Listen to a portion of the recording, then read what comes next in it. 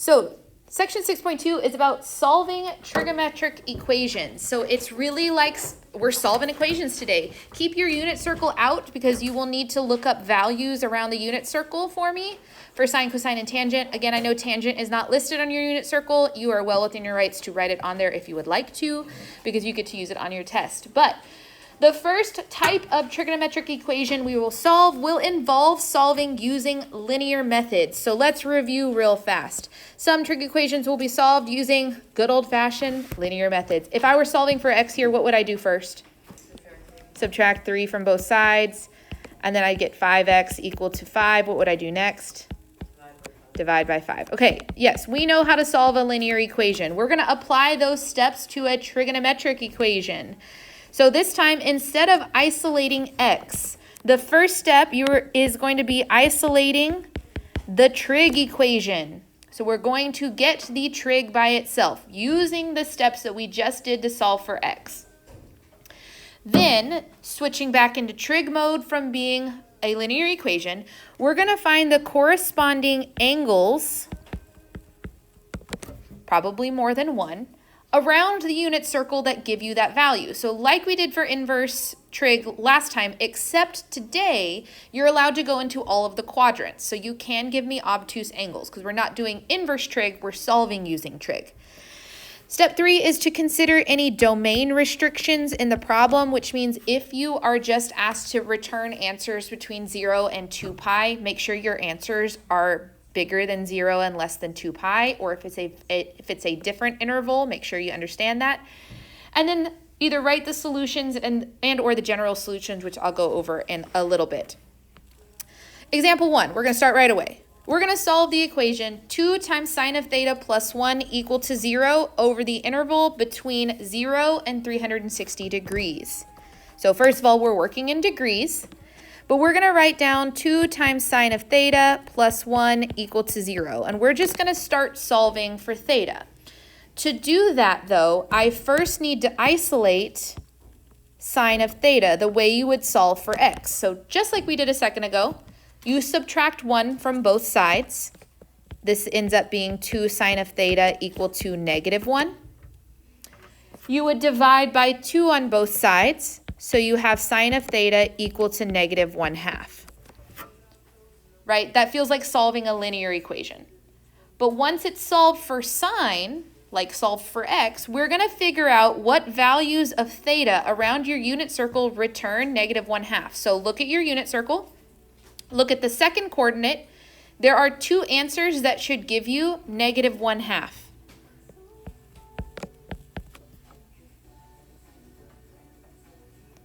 So sine is the second coordinate. What's that first angle measurement? It's pretty big.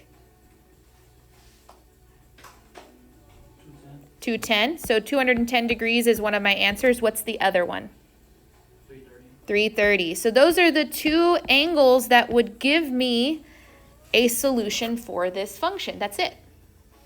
So you isolate like it's a linear equation, isolating sine of theta like as if it's an x. And then you look around your unit circle for the values that satisfy the equation.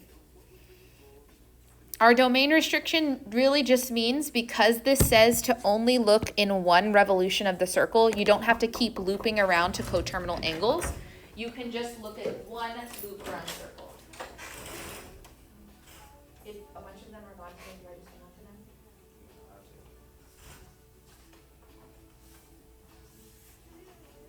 They're all good. Okay, now part B changes because part B says that we want to solve for all solutions. This is different than the part A that said I just wanted the solutions between 0 and 360. So this means that I'm asking you to write what's called a general equation. A general equation is really simple to write, but basically it allows you to say, I want you to return this angle and every other loop around the unit circle that ends at the same place, every coterminal angle. So the way that you fill this out, this is very mathematical words I've used here. To write a general solution, you say theta is equal to whatever solution you found in one rotation of the unit circle plus 360 degrees times k, and you have to include the phrase given k is an integer. So we're saying every loop around the unit circle at rotations 360 degrees, we'd land at the same spot, so we get a solution. If we're working in radians, it's the same thing, except that instead of 360 degrees, you just put 2 pi here because that's the same amount of angle. So to write the answers for number 1 for all solutions, the way we would say this in 2 parts, we would say theta would be equal to 210 degrees plus 360 degrees times k, given that k is an integer. The words k is an integer are a lot of words to write down. So mathematically, you can use the shorthand that k, this is the symbol for is an element of, and this is the symbol for integers. It looks like an E, it's kind of like a curvy E, because it's an element of, and then integers is the fancy Z. The way all real numbers, y'all know how all real numbers has that fancy R? This is the same idea, but this one is not all real numbers, it's just your integers, which means your whole numbers, like 1, 2, 3, stuff like that. Now, if this is what I wrote for 210, what do you think is going to be the equation for the other one? Yeah, 330 degrees plus 360 degrees times k, given that k is an integer. Because we're just saying every loop around the circle would return the same value, which makes sense since this is a sinusoidal and a periodic function. Yes? So the first way we solve equations is just good old-fashioned linear methods. You may be asked for just 1 or 2 solutions or the general solutions. So you just read the question to decide if I want single solutions or the fancy general solutions each time. We can make this a little bit more advanced. Let's say we want to use some quadratic method here, like the zero factor property method. Zero product property is what I've always called it. So if we look at this guy, x squared plus 4x equal to 0, if we were solving this, my spidey senses say, well, they both have an x in them, so I can factor out x, like reverse distribution. Do y'all see that? Once I have it where there are 2 things multiplied together and it's set equal to 0, specifically when it's set equal to 0, you can take the first bit and set it equal to 0 and the second bit and set it equal to 0. So the first parentheses and the second parentheses, the first factor and the second factor. And then you can solve each factor, which this one's already solved. And then this one I just subtract 4 from both sides. And boom, I have both equations.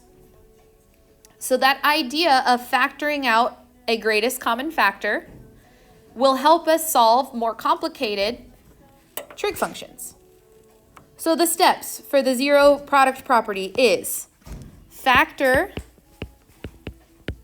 the GCF, which is usually going to be a trigonometric function, like you're factoring out sine or cosine. Set each factor equal to 0, and isolate the trigonometric function using linear methods if needed, like we had to do for the x plus 4.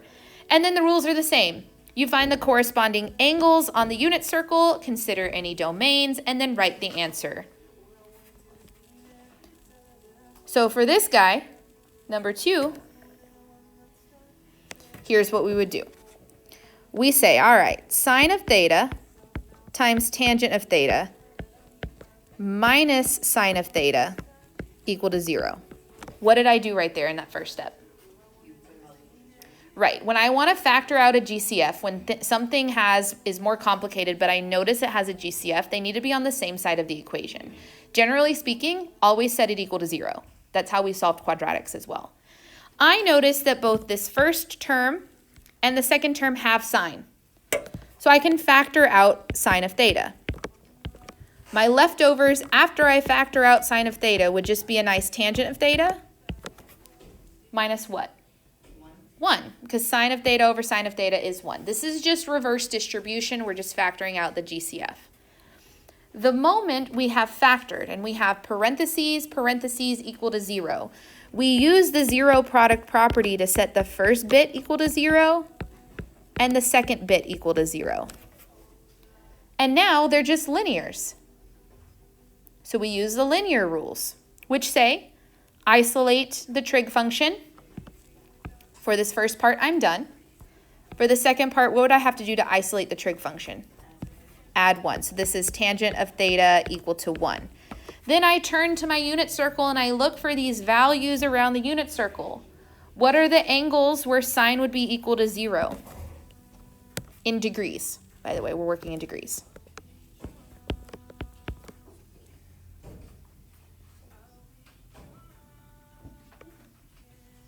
There should be 2 of them. Yes, but we're going to choose 0 and 180. Only because it says 360 is not actually contained in this interval because of the parentheses, but 0 is. So you're looking in the right spot on the circle, but we're going to make sure we give that domain restriction correct. So there's our first one. There's 2 of our 4 answers because we also have to solve the tangent one. What are the angles for tangent that would give me 1? 40, I agree, 45 degrees. Is there another one? There is. What other quadrant is tangent positive? 3. So look in 3. Which other one would return to me a positive 1? 225. So again, I'm looking around my unit circle for these. Nothing is stopping you from adding the tangent values around your unit circle. Again, it's your resource. You get to use it. So we factor, set each piece equal to 0, and solve like the front page. Yes? Adding some more tools to our tool belt. If it's an even bigger quadratic, we have to use 2 different quadratic methods here. If we were trying to solve this guy, my instinct would be to factor using guess and check or an X puzzle, however you learned to factor, hopefully with guess and check. What would I do to set up this one for factoring? X in the front and X in the front. I look for numbers that will multiply to 8, plus 2, and plus 4. So we have factored that quadratic. It's set equal to 0 with factors, so then I just take each individual factor, set it equal to 0, and I'm back using the steps like before. Linear methods mean I solve for x by subtracting 2 and subtracting 4. And so that same process we're going to apply to a quadratic. In words, that process was, or we're going to have to use what's called U substitution. And I'm going to do all of my U substitution in purple today, so you know when I'm U substituting. Use U substitution to write the trigonometric equation in quadratic form. Then we're going to factor the quadratic just like we did up here. Then you're going to substitute back the trig equation for the U. So that's all a part of what's called U substitution, which I'll teach you in a second. Then we set each factor equal to 0 and isolate using linear methods, find the corresponding angle, check for domain restrictions, and write our answers. So the ending, you'll notice, is all the same.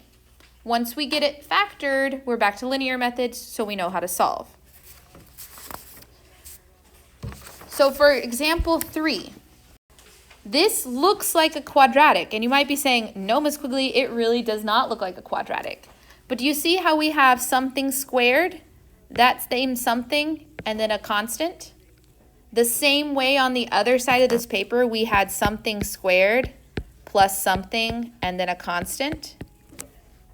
That something that's squared and by itself just happens to be the function tangent. So what we're going to do to make it easier for ourselves is we're going to U substitute this. So we write down the phrase, we say, let U be equal to tangent of x.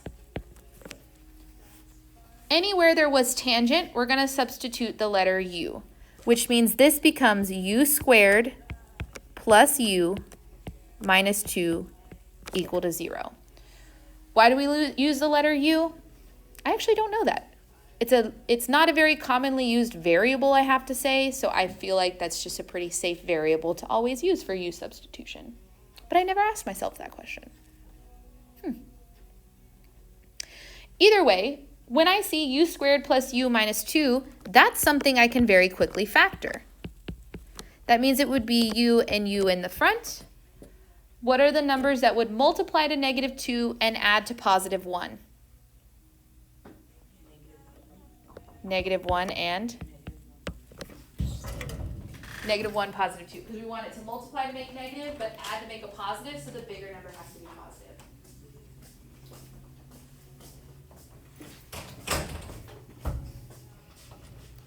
Okay, once we have done the use substitution and factored, we need to substitute the stuff back.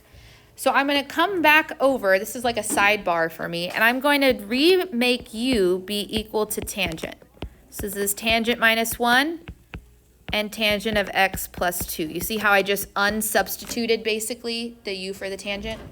Now that we've got tangent back in here, it's kind of like the zero product property, where when the parentheses are set equal to 0, all we have to do is set them individually equal to 0. So tangent of x minus 1 equal to 0, and tangent of x equal to, oh, sorry, got ahead of myself, plus 2 equal to 0.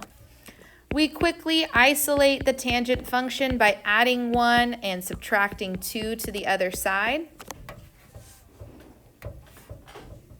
We've technically already answered this, but this time we're working in radians. The reason I know we're working in radians is because it says the interval is in radians. So looking around your unit circle for the radian measures, what are the radian measures that would be equal to 1 for tangent?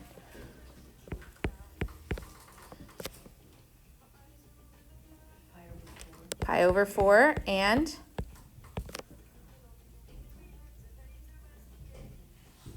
we said 225, I think, earlier? 5 pi over 4.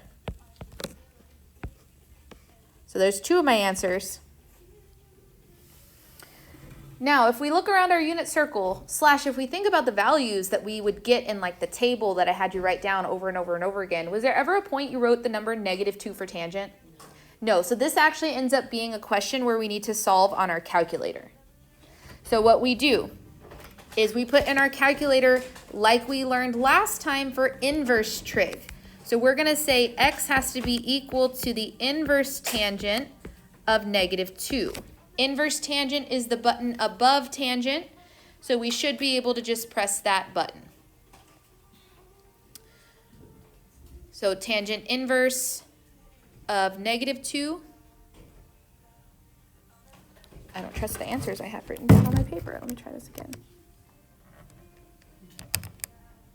Okay, trust yourself. Okay, we should get approximately -1.107. Now, unfortunately, if you were to answer this right now, this would be incorrect because the domain restriction that we asked for in this question says I want those angles to be between 0 and 2 pi. That's less than 0. But since tangent repeats itself over and over again, all we have to do to get the actual values here that are in the correct domain is to add pi and then add 2 pi since it repeats itself over and over again. That way I get both values. So just in your calculator, when you have that number showing, you can just press plus pi, and it will give you one of the values to be 2.0344, and if I add pi again, is 5.1760.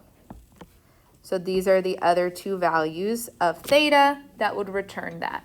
So again, when it's on the unit circle, which most questions I will ask you, give you something that's on that unit circle. If not, plug it into your calculator and then ensure that it's in the domain of the problem that we started with. This one is not because it's less than 0 and we want our answers between 0 and 2 pi. I know there should be 2 answers for each of these.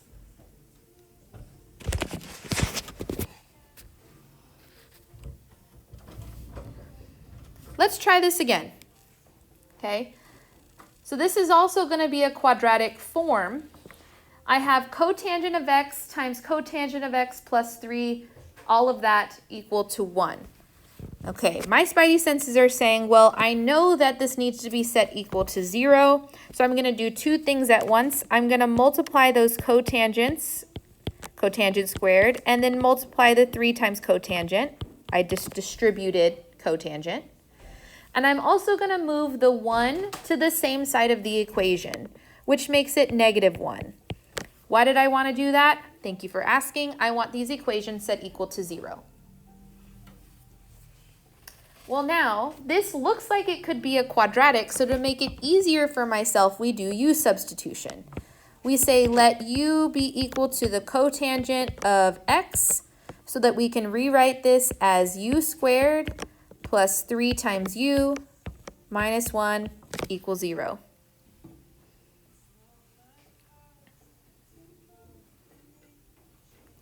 We go to factor.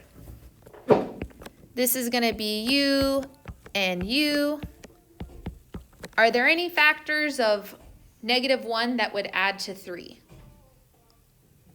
No. Oh, problem. If it can't factor in u substitution, or if a function couldn't factor that was a quadratic, what did we use to actually solve it? The formula. Oh my goodness. Let's remember that quadratic formula from the first semester. What is the quadratic formula? I'll get you started. X equals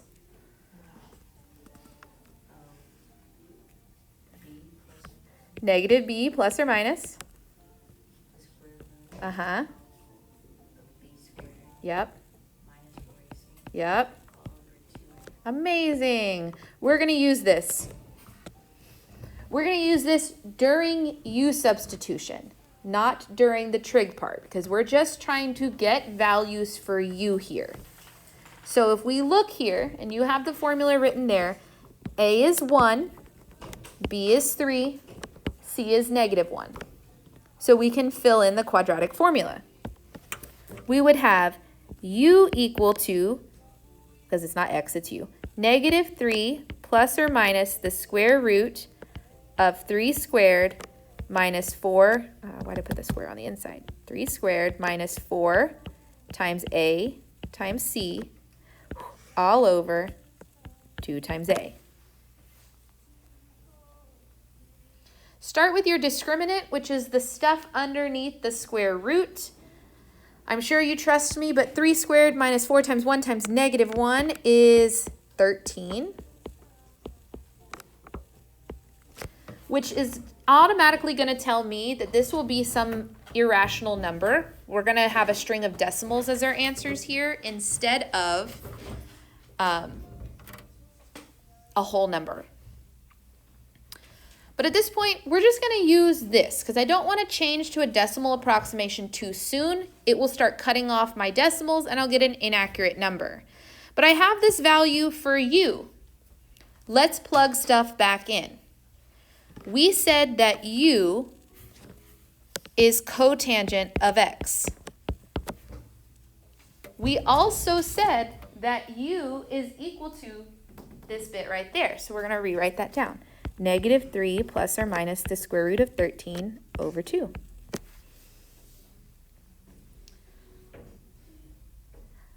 I don't feel like I know this value on my unit circle, do you? So what do we do if we don't know the value on the unit circle? We'll need to calculate this on the calculator. So think about what we did last time. If I wanted to find out x, but it was inside of a cotangent, we did inverse cotangent to get that to happen.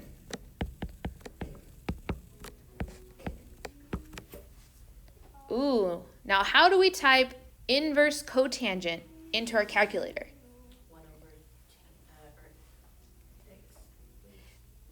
I'm glad you paused.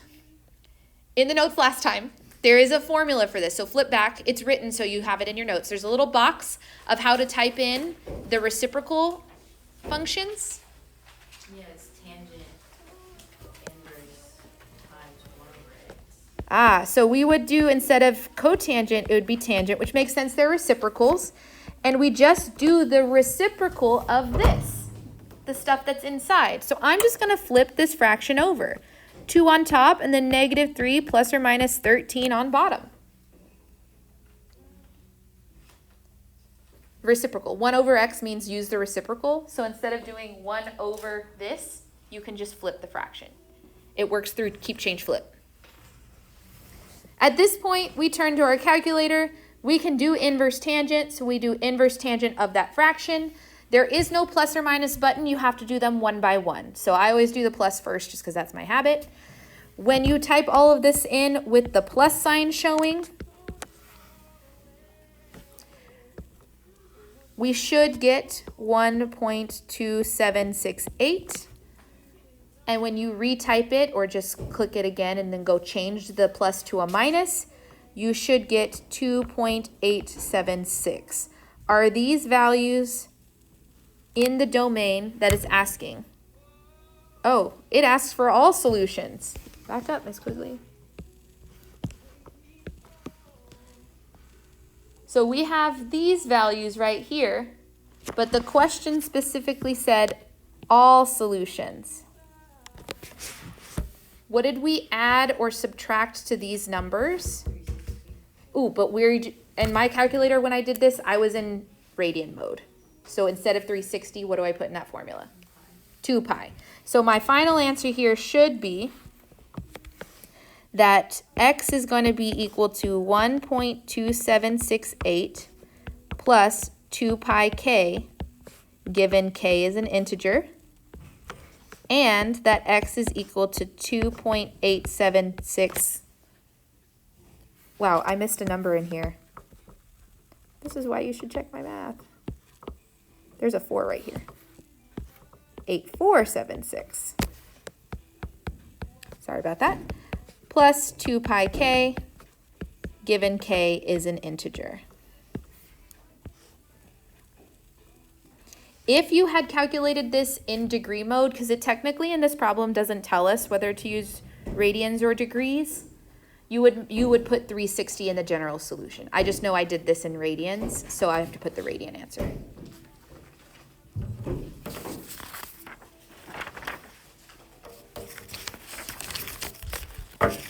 Those 3-4 methods that we've done so far are the most common methods that you would use for solving equations.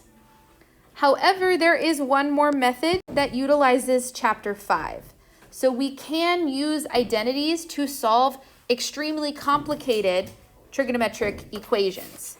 The steps would be, number 1, to determine which identity from chapter 5 would relate the trigonometric functions to each other.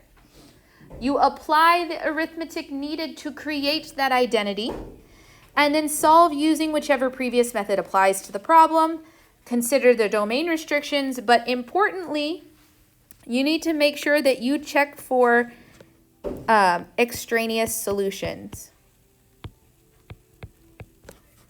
That at the end, when we get an answer, we will have to plug it back in to ensure that we didn't break this problem by applying some weird arithmetic to it to solve. So here's what we're going to do. For question number 5, it says to solve tangent of x plus square root of 3 equal to secant of x between 0 and 2 pi. These are not the same trig function, nor are they like reciprocals of each other. So this ends up being a problem that we need to use a really special identity for. If someone has their chapter 5 notes or has all of them memorized, is there a Pythagorean identity that relates tangent to secant? Is that one of the Pythagorean identities? Tangent and secant are in the same one? The problem with that is that they're squared normally, yeah? So what we need to do is we need to get secant to be secant squared so that the secant part will disappear and we can turn this into a tangent. What I mean by that is we are going to take both sides, and instead of multiplying by secant, because it would just add another secant to the problem, we're going to entirely square both sides of this equation so that I can get a secant squared. I want to use that Pythagorean identity. Just FYI, the Pythagorean identity I noticed that relates these two together is 1 plus the tangent squared of x is equal to the secant squared of x. That's what I'm using here to solve this problem. That's how these two things are related. Oh boy, so let's square the left side. This is not distributing that square. This is tangent of x plus 3, square root 3, times tangent of x plus square root 3. In other words, I'm doing this.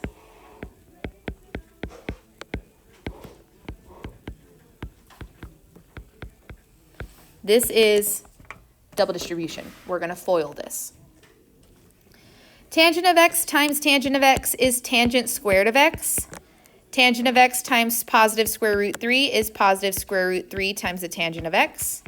And then I do that same thing again. And then square root 3 times square root 3, the square roots cancel, and I just get 3. Do we follow that? The other thing I'm doing in this step so that all of them say tangent is I'm actually substituting this identity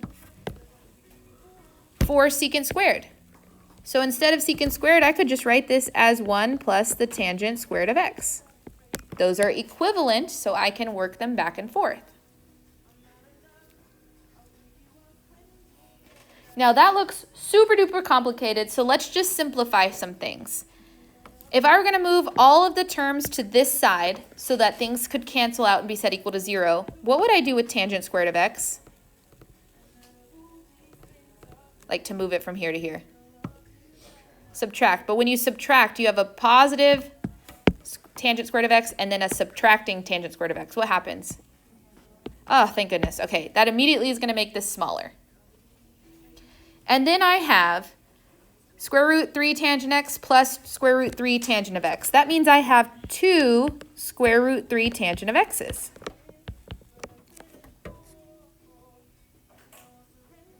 Then I have a 1 over there. What should I do with that? Subtract, which means I just have plus 2 equal to 0.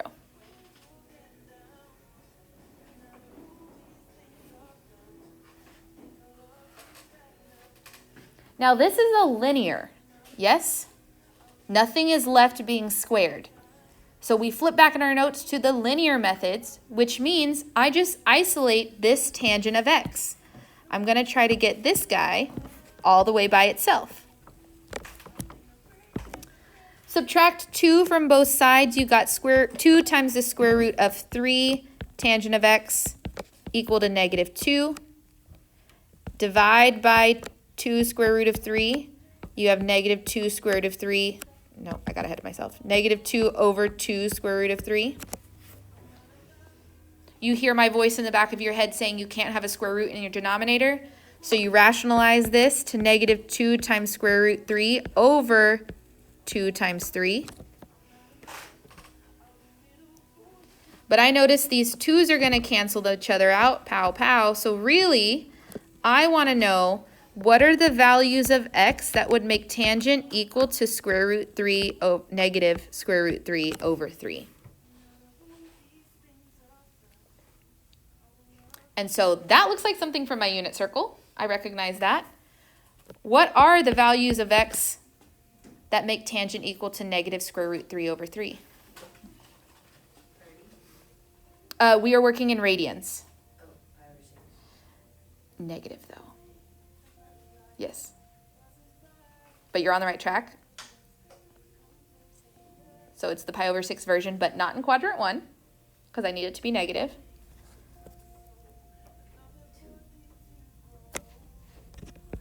Five pi over 6, that gets me in quadrant 2.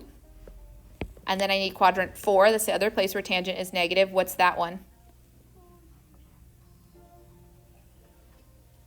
4 pi over 6. No, not 4. 11. We got to go all the way to quadrant 4, which is 11 pi's over 6's. Okay. All right, we have our answers. Phew, except when you do arithmetic that's crazy and weird to use identities, there's a possibility that you did too much. And so now you've created an extraneous solution that doesn't actually work unless you square the problem, which doesn't make sense for most problems. So we come off to the side and we just check our work. What that means that we're going to do for the check is we are just going to plug in both equations to the regular printed on your paper version, which means I'm checking if the tangent of 5 pi over 6 plus square root 3 is actually equal to the secant of 5 pi over 6. Now you can do this using your unit circle, but since we've done a lot of work on our unit circle, let's do this on our calculators. So in your calculator right now, I would like for you to just type tangent of 5 pi over 6, get out of it, plus square root 3. You'll get a decimal value.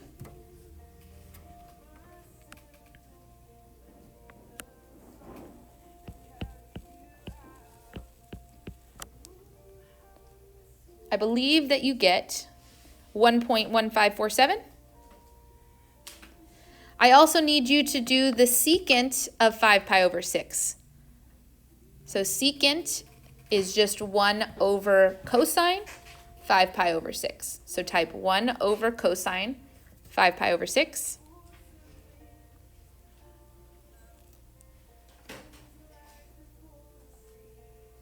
We should get negative 1.1547.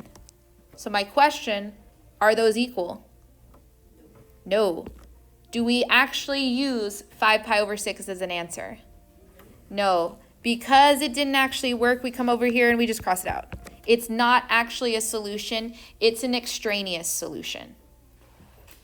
Because we're good students, we really should check 11 pi over 6 because there's a possibility there's no solution here.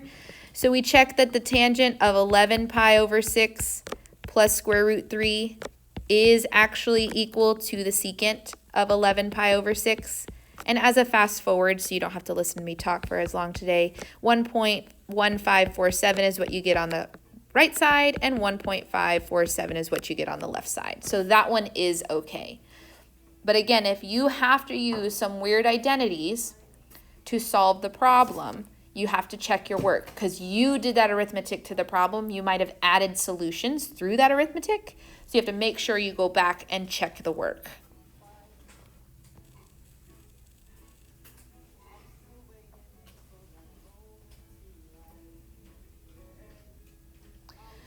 Now, solving tangent and secant and sine and all these kinds of functions actually comes in handy a lot of times. And in real life, if you were an engineer using these, if you were studying something, if you're a consultant using them, you're most likely going to be doing this solving using an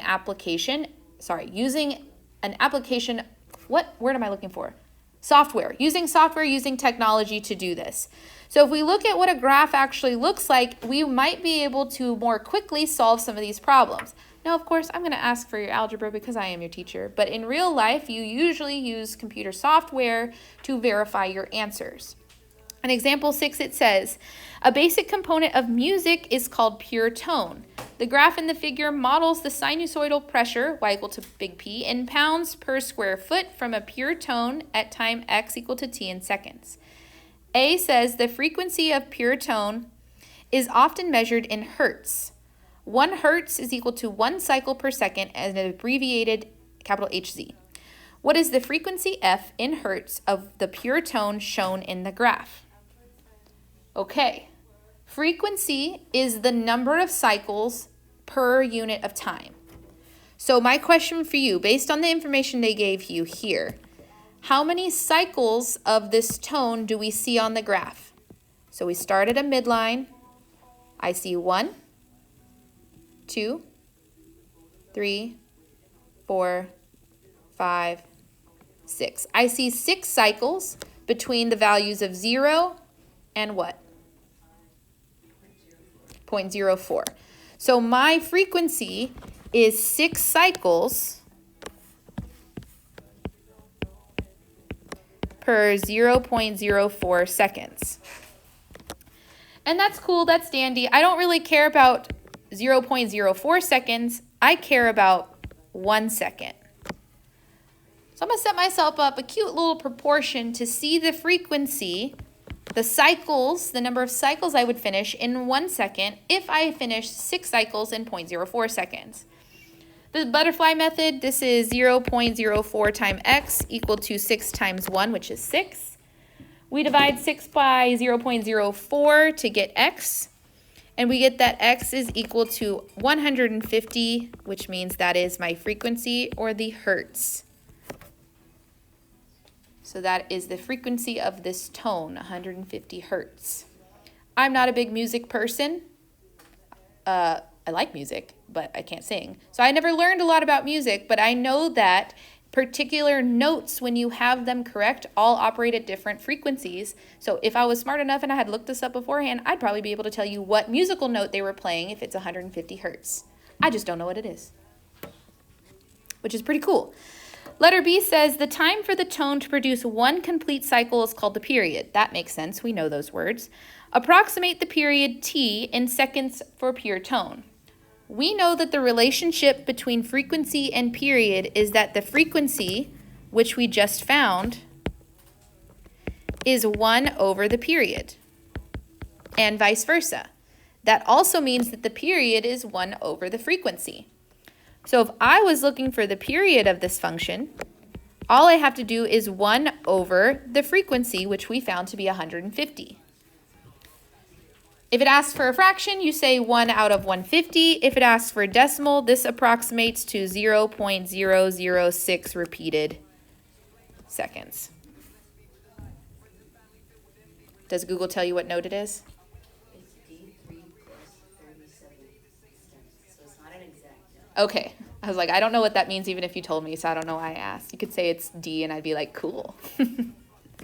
But all notes operate at a very particular frequency because sounds happen in sound waves, so this is all sinusoidals. Part C here says an equation for the graph of y equal to 0.004 sine. I think I put too many zeros in that thing. No, I didn't. That's the correct number of zeros. Sine of 300 pi times x is shown. Use a calculator to estimate all solutions to the equation that make y equal to 0.004 over the interval between 0 and 0.2. Visually, what we're looking for, and we are going to use our calculator to do this, is we are looking for the intersection point between this line and all of the values between 0 and 0.02, which, if you look at this graph, since the end of the graph is at 0.04, that means I'm really only looking halfway. So I'm going to stop looking halfway because I only want to know halfway on this graph. Visually, how many solutions should you find? I should find 3 solutions because there's 3 places visually where the graph crosses that flat line at 0.004. Write that down. There's 3 places. So we just need to know those 3 places. On your calculator, what you would do is you would type y1 equal to 0.004 times the sine of 300 pi times x. And in the second equation, you would type that red line, 0.004.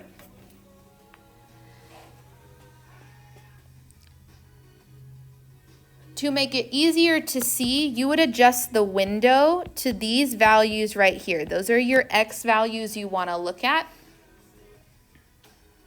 And match the y values to the graph. At that point, you're only looking for the intersections. And we've done this before, which is why I'm not really showing you. But to find the intersection, check your calculator real fast. You go to second trace. There's a word that says intersect on here, number 5. And you would do that 3 times, finding the intersection point between the flat line and your wavy curve. Those 3 points, which you can check me later if you want to, should be 0.0016 repeated. They should be 0.0083 repeated. And 0.0149 repeated. Those are those 3 places where the graph is going to cross the flat line at a particular level that we care about. So like technically that is another way to solve an equation, is to see where 2 lines intersect. So visually and like in the future, if you're ever solving something like this, you'd probably turn to technology over handwritten math, but you always want to make sure you know what that technology is doing. Otherwise, it can trick you. So what would you put for y2 and 3? Nothing. If it asked us additional questions, like if it asked what are the values where the function would be equal to 0. You could put 0 as a different y value, and it would give you a flat line at 0. So I picked this because it asked me here, specifically for the values that make it equal to that number. Okay, the main gist of today is that you should be able to algebraically, by hand, solve these trig functions. So there are a lot of problems on the homework for this section because I need us to get good practice on it. Some of them are going to go really, really quick because they're linear, and some of them will take you more time. I have to show you lots of examples because there are lots of ways to solve these equations. I would use the rest of this class period to get started on 6.2 so I can help you now. Hang on to 6.1 if you haven't finished it yet, but go ahead and start on 6.2.